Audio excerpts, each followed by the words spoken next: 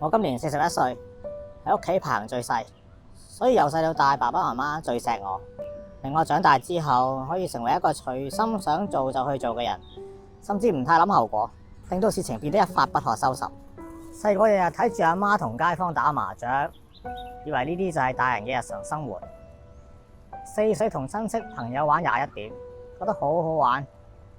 爸爸媽媽仲會俾錢我玩，佢哋覺得只係遊戲，所以唔會阻止我。而我贏咗，梗係好開心啦，所以唔會覺得賭博係一件壞事。大個咗，仲會同啲同學玩啤牌、鋤大啲、13張、3公啊等等。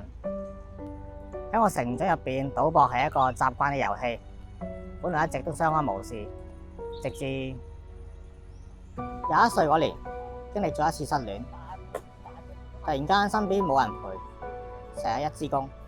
有一日經過麻雀館，突然覺得不如入去玩下啦，於是抱住好奇同想見識下嘅心態入咗去麻雀館。當時份人工都仲幾高啊，所以當去娛樂下，即使輸咗，經濟上都綽綽有餘。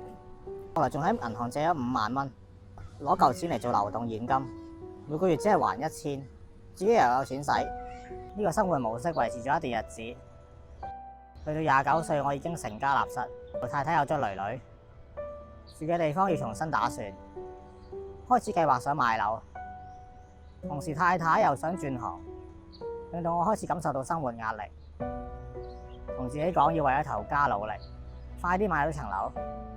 好多壓抑冇辦法釋放，於是我又翻去麻雀館賭錢，諗住終於可以有翻自己嘅娛樂。後嚟越賭越大，甚至動用埋太太嘅聯名戶口嗰20幾萬積蓄而被發現。追問我點解用咁多錢，點解要攞去賭？一連串好似審犯嘅行為令我覺得佢大驚小怪，小題大做。有咩咁大不了啫？一定解決到嘅。其實我下意識知道自己做錯咗，但係當刻我唔想承認，於是家庭關係面臨破裂。我甚至喺公園露宿咗1個星期，唔想翻屋企。我明白到自己做錯事，賭的確係唔啱。